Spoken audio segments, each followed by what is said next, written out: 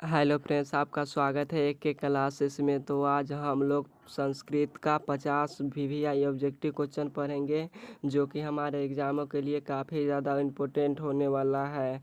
Bihar board परीक्षा class 10th 2025 के लिए यह क्वेश्चन संस्कृत का काफ़ी ज़्यादा इम्पोर्टेंट होने वाला है। लगभग 50 में से 10 या 12 क्वेश्चन हूबहू हमारे फाइनल बोर्ड परीक्षाओं में पूछा जाएगा। तो चलिए आज का सेशन शुरू करते हैं। और हाँ, फुल आवाज़ में सुनिएगा, क्या है कि ये थोड़ा कम आवाज़ पहुंचता होगा। चलिए क्वेश्चन नंबर अगला देखते हैं।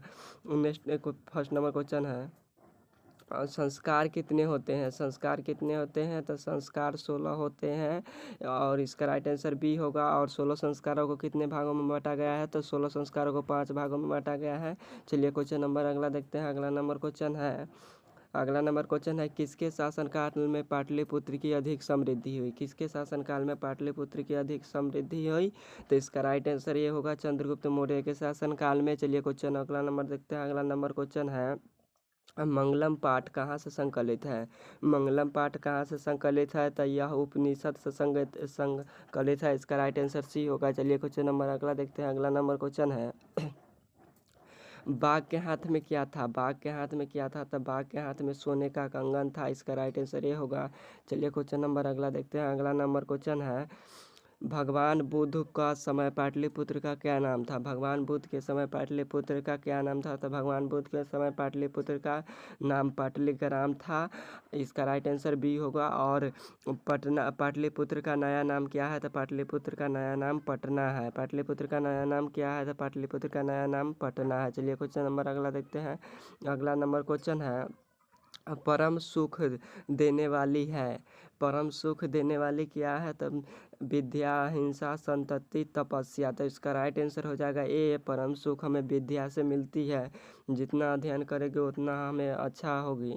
चलिए क्वेश्चन नंबर अगला देखते हैं। अगला नंबर क्वेश्चन है, नदियाँ अपना नाम और रूप छोड़कर किस में मिल जाती है? यानी नदियाँ अपना नाम और रूप त्याग कर किस में मिल जाती है?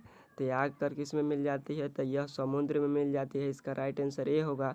चलिए क्वेश्चन नंबर अगला देखते हैं। अगला नंबर क्वेश्चन है, पटना में बहुत बार कौन आया था? पटना में बहुत बार कौन आया था? तो पटना में बुद्ध आए थे, यानी भगवान बुद्ध। इसका राइट आंसर डी होगा। चलिए क्वेश्चन नंबर अगला देखते हैं। अगला नंबर क्वेश्चन है, महान से भी महान क्या है? महान से भी महान क्या है? तो महान से भी महान आत्मा है। इसका राइट आंसर ये होगा। चलिए क्वेश्चन नंबर, सूक्ष्म से सूक्ष्म, छोटा से भी छोटा, अणु से भी छोटा आत्मा है, याद रखिएगा। चलिए क्वेश्चन नंबर अगला देखते हैं। अगला नंबर क्वेश्चन है, फिर वही क्वेश्चन है, छोटा से भी छोटा कौन है? छोटा से भी छोटा कौन है? तो छोटा से भी छोटा कौन क्या होता है? तो छोटा से भी छोटा आत्मा होता है। इसका राइट आंसर हो जाएगा ए। चलिए क्वेश्चन नंबर अगला देखते हैं। अगला नंबर क्वेश्चन है, सूक्ष्म से भी सूक्ष्म क्या है? सूक्ष्म से भी सूक्ष्म क्या है? तो सूक्ष्म से भी सूक्ष्म आत्मा होता है। सूक्ष्म से सूक्ष्म क्या है? तो सूक्ष्म में से भी सूक्ष्म आत्मा है। इसका राइट आंसर ये होगा। चलिए क्वेश्चन नंबर अगला देखते हैं। अगला नंबर क्वेश्चन है, सरस्वती का कुलगृह कौन सा नगर है? सरस्वती का कुलगृह कौन सा नगर है? तो सरस्वती का कुलगृह पाटलिपुत्र है। कौन सा नगर है? तो पाटलिपुत्र है, पाटलिपुत्र। चलिए क्वेश्चन नंबर अगला इसका राइट आंसर हो जाएगा सी। चलिए क्वेश्चन नंबर अगला देखते हैं। अगला नंबर क्वेश्चन है, हिरण्मय पात्र से किसका मुंह ढका है? हिरण्मय पात्र से किसका मुंह ढका है? तो हिरण्मय पात्र से सत्य का मुंह ढका है। किसका मुंह ढका है? तो सत्य का मुंह हिरण्मय पात्र से ढका है। इसका राइट आंसर ए होगा। चलिए क्वेश्चन नंबर अगला देखते हैं। अगला नंबर क्वेश्चन है, पटना किस दिशा में गंगा नदी बहती है? पटना के किस दिशा में गंगा नदी बहती है? तो यह पटना के उत्तर दिशा में गंगा नदी बहती है। इसका राइट आंसर हो जाएगा ए। गंगा गंगा का किस किनारे बसा है? तो गंगा पटना के किनारे बसा है। इसका राइट आंसर ये होगा। चलिए क्वेश्चन नंबर अगला नेक्स्ट क्वेश्चन देखते हैं। नेक्स्ट क्वेश्चन है, यूनान का राजदूत कौन था? यूनान का राजदूत कौन था? तो यूनान का राजदूत मेगास्थनीज था। और इंडिका इंडिका पूछता है क्वेश्चन में, इंडिका किसकी रचना है? इंडिका किसकी रचना है? तो इंडिका मेगास्थनीज की पुस्तक है। चलिए क्वेश्चन नंबर अगला देखते हैं। अगला नंबर क्वेश्चन है, संसार में बच्चों का सच्चा रक्षक कौन है? संसार में बच्चों का सच्चा रक्षक कौन होता है? तो सच्चा रक्षक उनकी माता होती है। कौन होती है? तो माता होती है। इसका राइट आंसर हो जाएगा बी। चलिए क्वेश्चन नंबर अगला देखते हैं। अगला नंबर क्वेश्चन है, स्त्रियों का सच्चा रक्षक कौन होता है? स्त्रियों का सच्चा रक्षक कौन होता है? तो उसकी स्त्रियों का सच्चा रक्षक कौन होगी? उसकी पति होगी। तो इसका राइट आंसर हो जाएगा ए। चलिए क्वेश्चन नंबर अगला देखते हैं। अगला नंबर क्वेश्चन क्या है, पाटलिपुत्र वैभव पाठ में किस नगर का वर्णन है? पाटलिपुत्र वैभव पाठ में किस नगर का वर्णन है? तो यह पाटलिपुत्र नगर का ही वर्णन है। किस नगर का वर्णन है? तो पाटलिपुत्र का ही वर्णन है। किस नगर का वर्णन है? तो पाटलिपुत्र का ही वर्णन है। इसका राइट आंसर हो जाएगा बी। चलिए क्वेश्चन नंबर अगला देखते हैं। अगला नंबर क्वेश्चन है, देवलोक का मार्ग किससे खुलता है? देवलोक का मार्ग किससे खुलता है? असत्य से, सत्य से, लोभ से। तो देवलोक का मार्ग सत्य से खुलता है। किससे खुलता है? तो सत्य से खुलता है। इसका राइट आंसर बी होगा। असत्य से नहीं खुलता है, लोभ से नहीं खुलता है। लोभ करेंगे, त्याग करेंगे, पाप करेंगे, ये तो देवलोक का मार्ग नहीं खुलता है। और एक क्वेश्चन पूछता है, ऋषिगण देवलोक को प्राप्त करने के लिए कौन सा मार्ग अपनाते हैं? ऋषि लोग देवलोक का मार्ग अपनाने के लिए कौन सा मार्ग अपनाते हैं?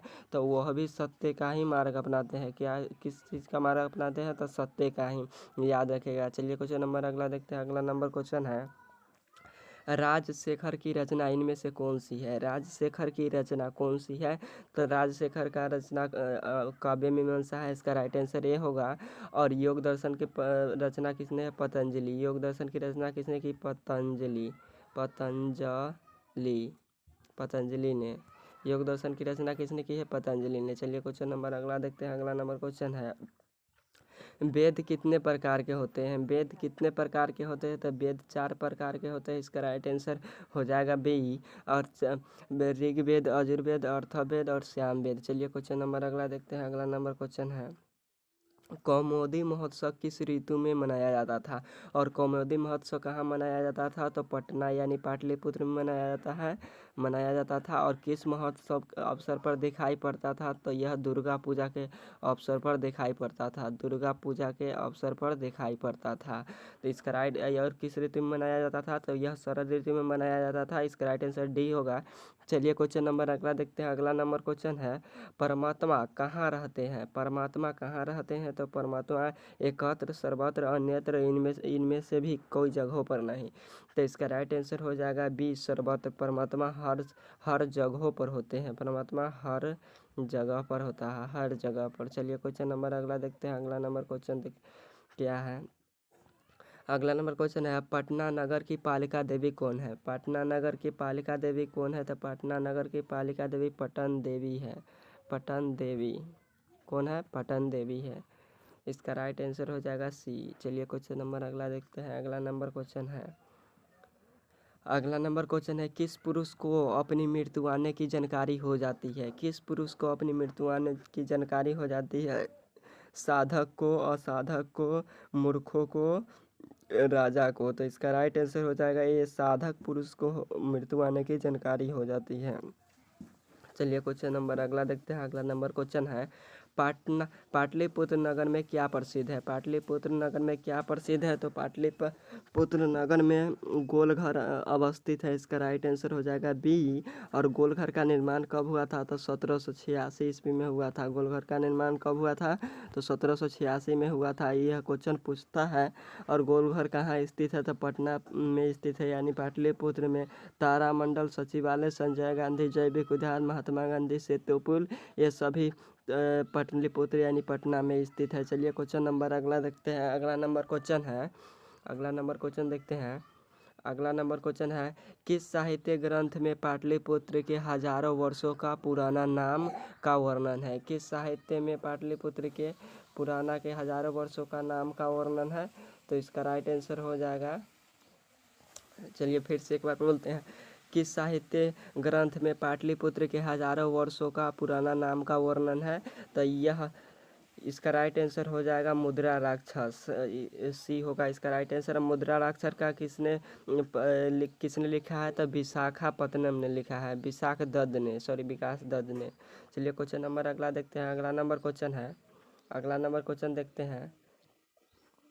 अगला नंबर क्वेश्चन है, प्राणियों के हृदय रूपी गुफा में कौन अवस्थित है? प्राणियों के हृदय रूपी गुफा में कौन अवस्थित है? तो प्राणियों के हृदय रूपी गुफा में आत्मा अवस्थित है। और पूछेगा मनुष्य के भी हृदय रूपी गुफा में कौन अवस्थित है? तो आत्मा ही अवस्थित है। क्या अवस्थित है? तो आत्मा।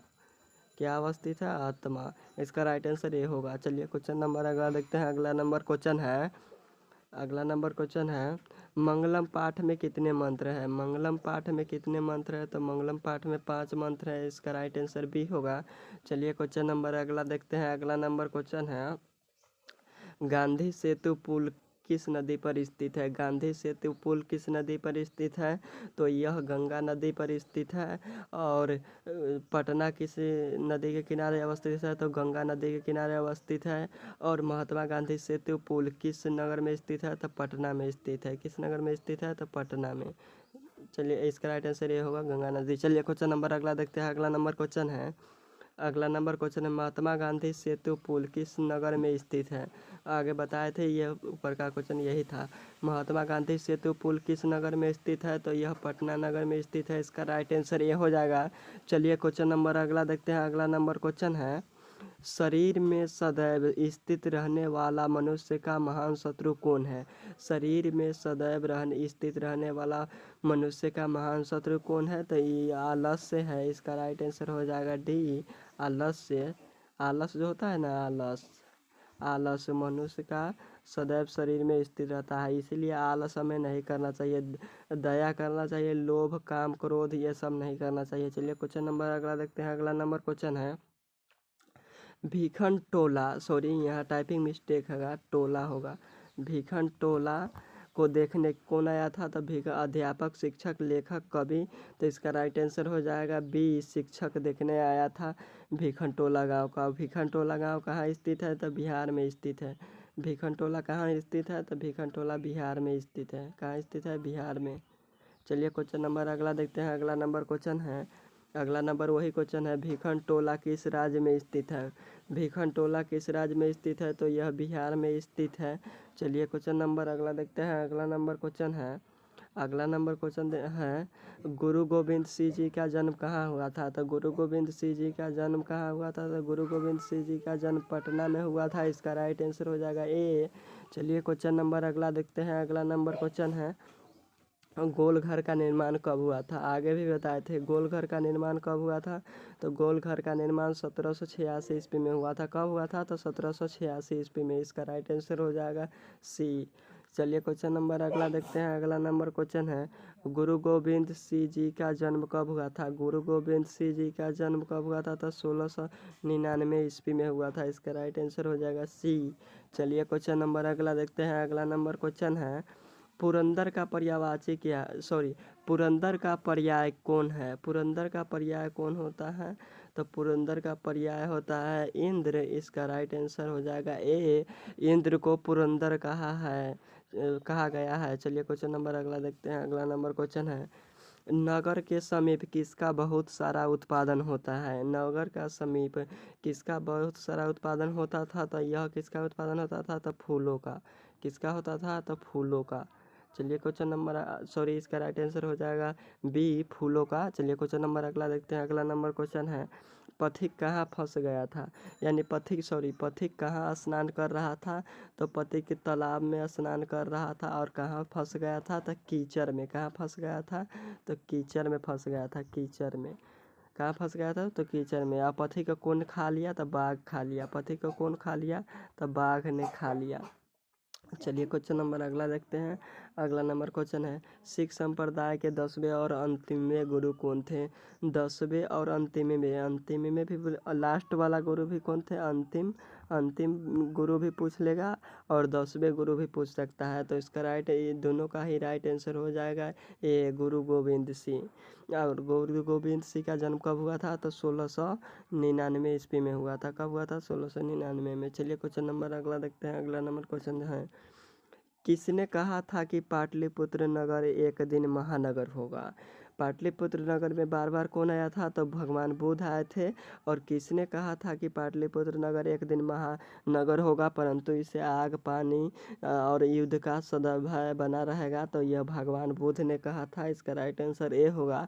चलिए क्वेश्चन नंबर अगला देखते हैं। अगला नंबर क्वेश्चन है, कुसुमपुर और पुष्पपुर का नया नाम क्या है? कुसुमपुर और पुष्पपुर का नया नाम क्या है? तो कुसुमपुर और पुष्पपुर के नया नाम है पाटलिपुत्र। क्या है नया नाम? तो पाटलिपुत्र है नया नाम है। चलिए क्वेश्चन, इसका राइट आंसर ये होगा। चलिए क्वेश्चन नंबर नेक्स्ट देखते हैं। नेक्स्ट नंबर क्वेश्चन है, विश्व शांति विश्व शांति विश्व शांति पाठ में विश्व शांति पाठ कैसा वातावरण का वर्णन है? विश्व शांति पाठ में कैसा वातावरण का वर्णन है? तो यह अशांति का वर्णन है। इसका राइट आंसर हो जाएगा ए। चलिए क्वेश्चन नंबर अगला देखते हैं। अगला नंबर क्वेश्चन है, पटना स्थित है गंगा नदी के किनारे पटना स्थित है। चलिए क्वेश्चन नंबर अगला देखते हैं। अगला नंबर क्वेश्चन है, आलस कथा पाठ में आग लगने पर कितने लोग नहीं भागे थे? आलस कथा पाठ में आग लगने पर कितने लोग नहीं भागे थे? तो इसका राइट आंसर होगा 4 लोग जो थे ना वो नहीं भागे थे, सोए हुए रह गए। और एक लोग ने कहा यह हल्ला कैसा, दूसरा ने कहा लगता है इस घर में आग लग गया है, तीसरा ने कहा कोई धार्मिक व्यक्ति नहीं है जो पानी से भीगे वस्त्रों को हम पर डाल दे, और चौथा ने कहा कि अरे वो चाल कितना बोलते हैं, चुपचाप क्यों नहीं सोते, यानी चुपचाप सो जाओ। इसका राइट आंसर सी होगा, 4 लोग थे। चलिए क्वेश्चन नंबर अगला देखते हैं। अगला नंबर क्वेश्चन है, बिना बुलाए कौन आता है? बिना बुलाए कौन आता है? तो बिना बुलाए मूर्ख आता है। कौन आता है? तो बिना बुलाए मूर्ख आता है। इसका राइट आंसर हो जाएगा ए। चलिए क्वेश्चन नंबर अगला देखते हैं। अगला नंबर क्वेश्चन है, वर्तमान काल की संस्कृत लेखिका कौन है? वर्तमान काल की संस्कृत लेखिका कौन है? तो वर्तमान काल की संस्कृत लेखिका मिथिलेश कुमारी मिश्र है। इसका राइट आंसर हो जाएगा सी। चलिए क्वेश्चन नंबर अगला देखते हैं। अगला नंबर क्वेश्चन है, प्राचीन काल में शिष्यों को क्या कहा जाता था? प्राचीन काल में शिष्यों को क्या कहा जाता था?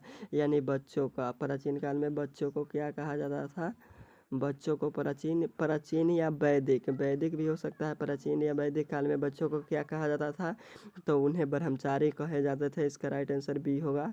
चलिए क्वेश्चन नंबर अगला देखते हैं। अगला नंबर क्वेश्चन है और यह क्लास का लास्ट क्वेश्चन है।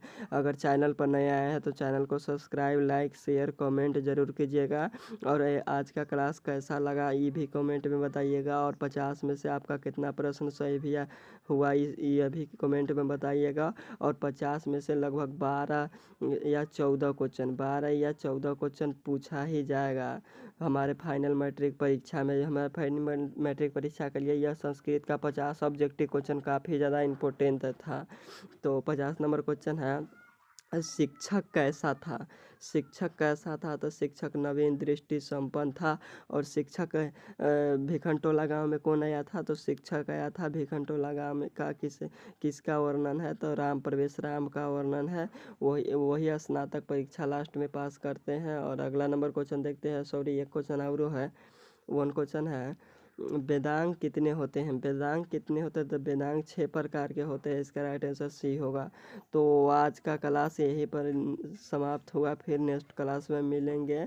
और हाँ, चैनल पर नया आया है तो चैनल को सब्सक्राइब, लाइक, शेयर, कमेंट जरूर करिएगा। यह दोबारा हम बोल दिए, अपना भाई को फुल सपोर्ट दीजिएगा। तो आज का क्लास यहीं पर एंड करते हैं। Okay bye.